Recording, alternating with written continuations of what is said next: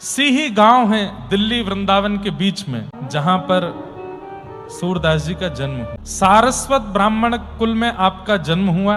आपके माता पिता जो थे वो बहुत ज्यादा धनवान नहीं थे। हे नाथ, हम लोगों के यहाँ भोजन पानी की व्यवस्था तो होती नहीं है, पत्नी जो है वो गर्भवती है, कम से कम ऐसी संतान तो हो जो कमा करके सब घर को व्यवस्थित करे। इनके माता पिता अनुकूल नहीं थे।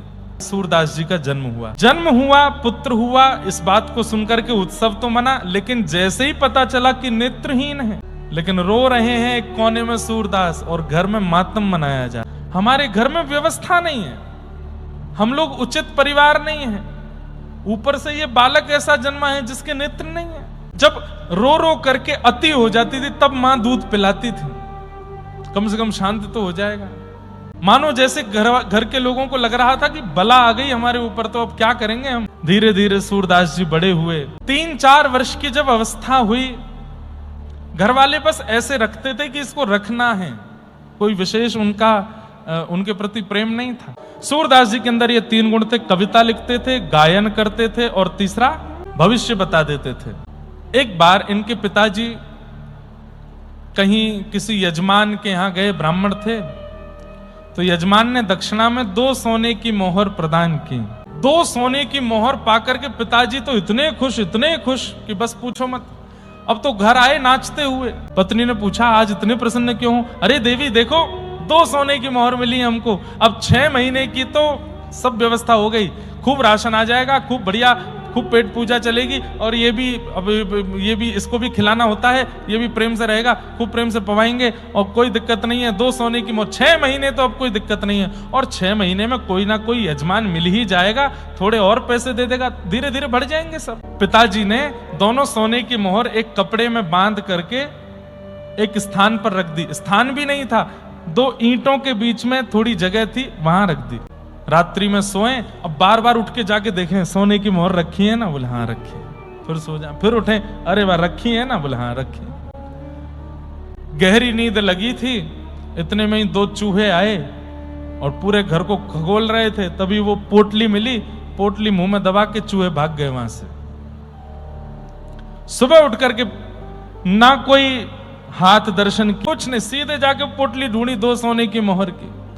जैसी देखी तो नहीं मिली। अब तो रोने लगे, पत्नी को बुलाया, कहां गई दोनों सोने की मोहर? पत्नी ने कहा, मुझे नहीं पता, यहीं रखी थी। पूरे घर में ढूंढा लेकिन कहीं नहीं मिला। सूरदास जी तो क्या ही पूछें, ये तो देख ही नहीं सकते, ये कहां लेके जाएगा। इतना रोवे कि बस परेशान बैठे हैं, सिर पर हाथ धर के सुबह से बैठे, अब क्या होगा हमारा, अब तो सब सर्वनाश हो गया। अरे हमें तो ये लगता है यही मनहूस है, जब से जन्म लिया है तब से हमारे घर की गतिविधि और खराब हो गई। 2 सोने की मोहर कल आई है, 24 घंटे नहीं, उससे पहले चली गई। सूरदास जी छोटे से बोल, पिताजी, मां आप रोते क्यों हो? अरे तुझे कुछ करना थोड़ी पड़ता है, बना बनाया भोजन मिलता है, खाने पीने को सब सामग्री मिल जाती है। पिताजी मैं वो नहीं कहता, मैं बस ये कहना चाहता हूं कि हम कोई धनवान थोड़ी जन्म लेते हैं, जैसा जन्म लिया था वैसे ही रहना है जीवन भर। 2 सोने की मोहर के पीछे आप इतना रुदन क्यों कर रहे हैं? ठाकुर जी से प्रार्थना कीजिए ना, जो मंगल में होगा वो विधान होगा। नहीं माने, फिर भी रो रहे हैं, परेशान बैठे हैं। सुबह से शाम हो गई, अन्न का एक दाना नहीं बना घर में। दोनों माता पिता सिर पर हाथ धर के बैठे।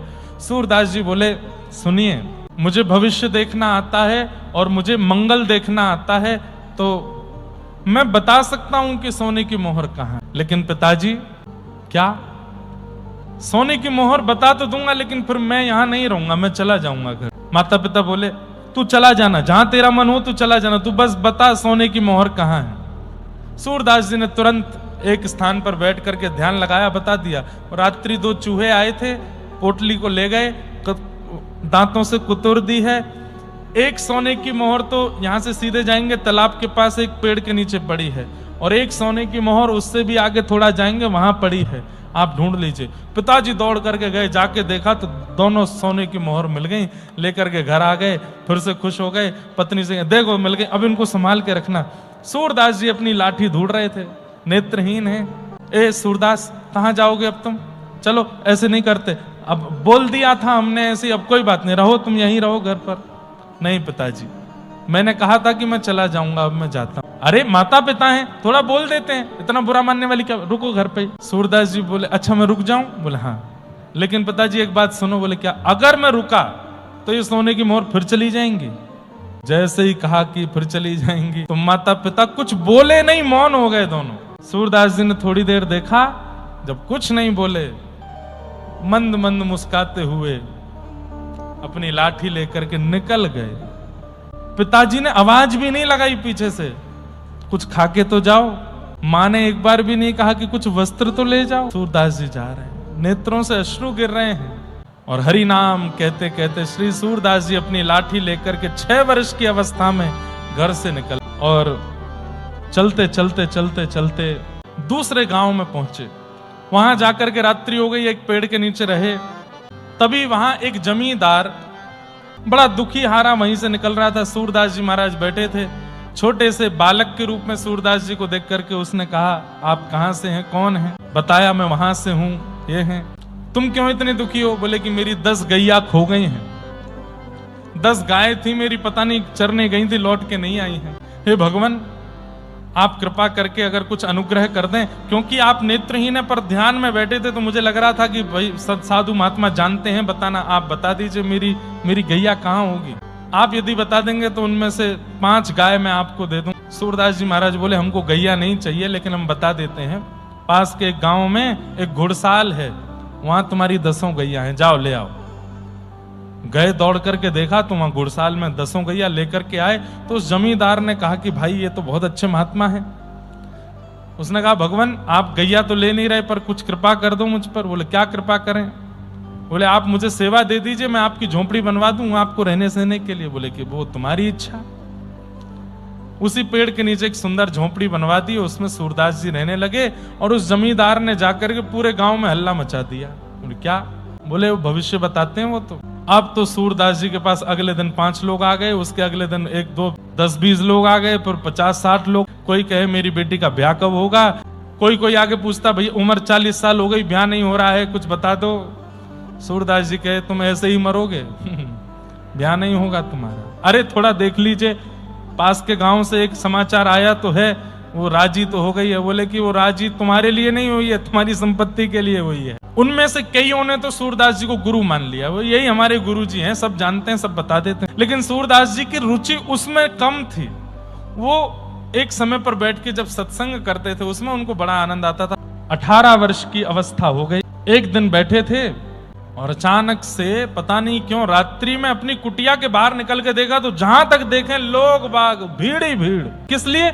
सुबह 4 बजे सूरदास जी बाहर निकलेंगे, नहाने जाएंगे, तो बीच रास्ते में हम पूछ लेंगे हमारा ये काम कैसे बनेगा, तो चलते फिरते भी बता देते। सूरदास जी बोले इनमें से एक भी भक्ति युक्त होने के लिए, ज्ञान युक्त होने के लिए नहीं आया है, सब चमत्कार के पीछे आए हैं।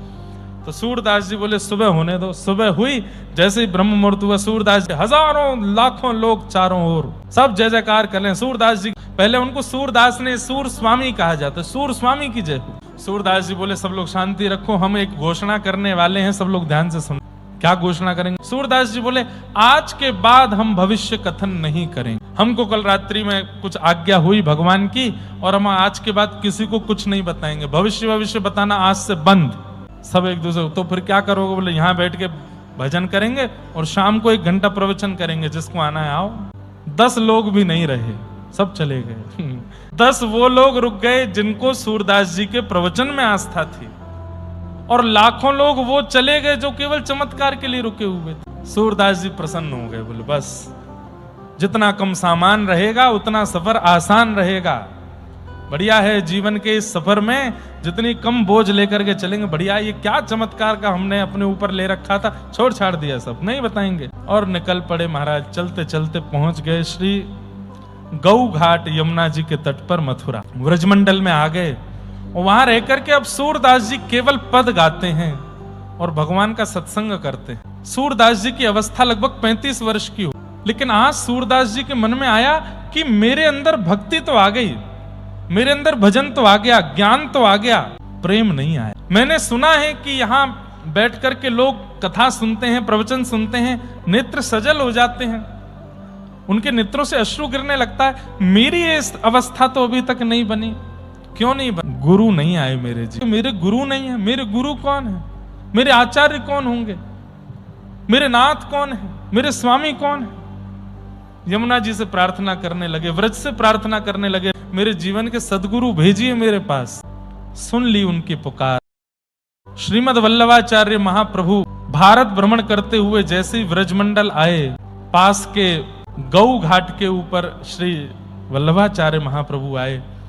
हल्ला हल्ला सुन करके श्री सूरदास जी महाराज ने कहा, भैया इतना शोरगुल है, बाहर इतने सारे लोग, ये किस लिए हैं? बोले, अरे श्रीमन महाप्रभु श्री वल्लभाचार्य महाप्रभु पधारे हैं, उनके शिष्य आदि आए। बस वल्लभाचार्य नाम सुनते ही मानो जैसे परम शांति का अनुभव होने, मन में इच्छा हुई, अभी ये इच्छा नहीं हुई कि यही मेरे गुरु हैं, मन में केवल इच्छा हुई कि इनका इतना नाम मैंने सुना है, इतना इनका यश है, और सबसे बड़ी बात वो केवल भक्ति पर प्रवचन करते हैं और उनकी कथा सुन के, प्रवचन सुन के लोग भक्त बन जाते हैं।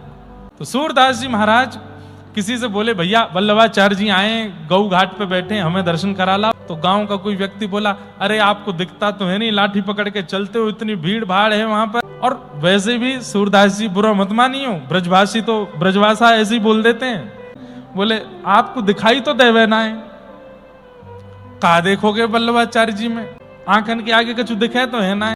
जैसी स्थिति यहाँ कुटिया में वैसी माए व्यवहारी है, दिखना तो कछु है ना, यहीं बैठे रहो। तो सूरदास जी के नेत्र सजल हो गए। अरे पागल, मैं उनको नहीं देख पाऊंगा, पर वो तो मुझे देख लेंगे ना, वो तो मुझे देख लेंगे। उनकी दृष्टि तो एक बार मुझ पे पड़ जाएगी, और उनकी दृष्टि पड़ गई, गुरु दृष्टि पड़ गई, यही तो हम चाहिए। चल ले चल मुख। और सूरदास जी लिए लाठी हाथ में चले गए वल्लभाचार्य महाप्रभु का दर्शन करने। सूरदास जी गए, जाकर के ऐसी पंक्ति में सबसे आगे बैठे। वल्लभाचार्य महाप्रभु देख करके बोले, सूरदास, हमने सुना है आप पंक्तिबद्ध करते हैं, गाते हैं, कुछ गाओ। तो सूरदास जी महाराज बोले, सब आपकी कृपा है। तो सूरदास जी गाने लगे। सूरदास जी ने जैसे पद पूरा किया, सबने ताली बजाई, लेकिन वल्लभाचार्य महाप्रभु एकनिष्ठ बैठे हैं। सूरदास जी अब दिखता तो है नहीं, तो इधर उधर देख रहे हैं, ये कुछ कहेंगे।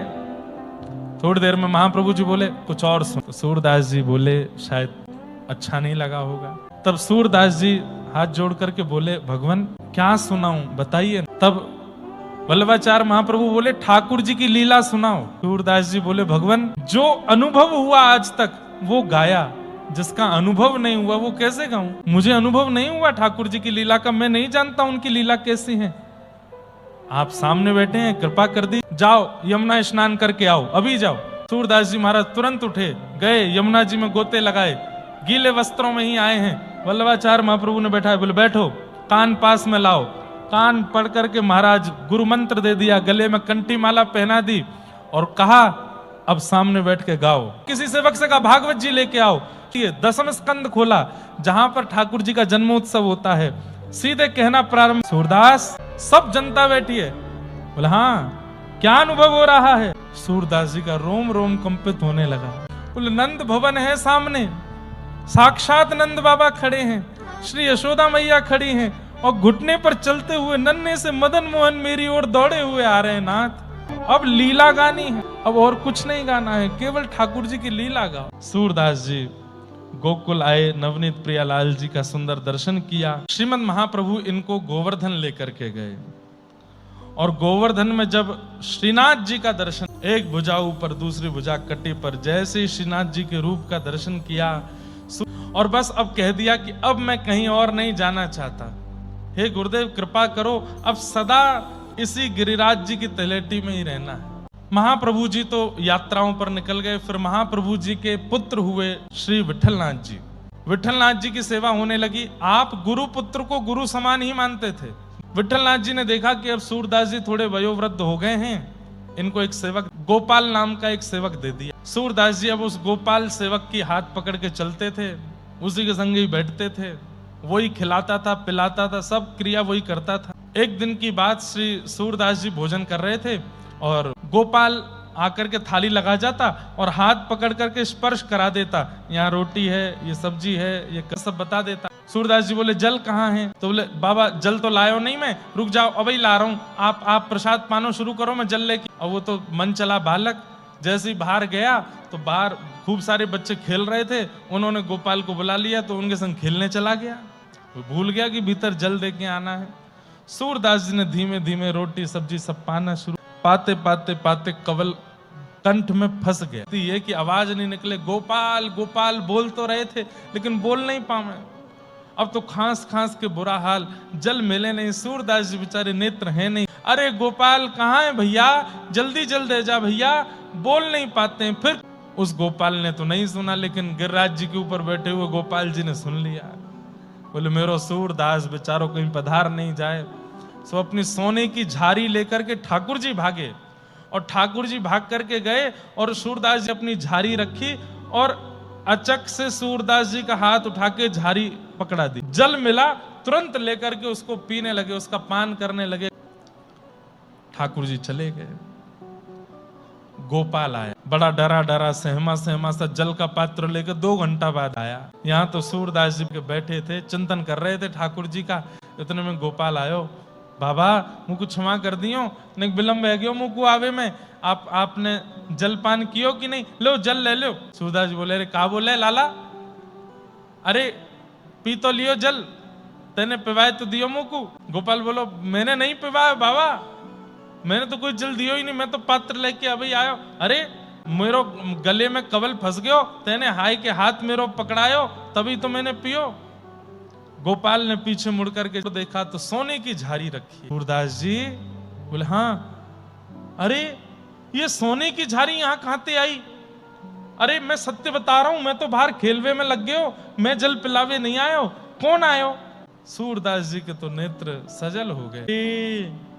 भक्त वत्सल दीन दयाल गोपाल प्रभु, अरे मैं गोपाल गोपाल कह के गलो पकड़ के बैठो या मारे, अरे मुंह तो पतो चल गई, सोने की झारी है। बोले हाँ सजल, बोला मुकु दे जल्दी, झारी लेकर के शीश से लगा में, फिर सुगंध ले में। बोले अरे ये तो श्री जी बाबा की है, चल भैया लाठी लेके चल ऊपर गिरिराज जी पे, गुसाई जी को दे के आ जाए बाप। झारी मांझ मूझ करके लेकर के गए, रोते जा रहे हैं रास्ते भर। कितने कृपालु है नाथ, कितनी कृपा करते हैं। गुसाई जी जैसी झारी दिखाई, बोले अरे ये तो श्री जी बाबा की झारी है।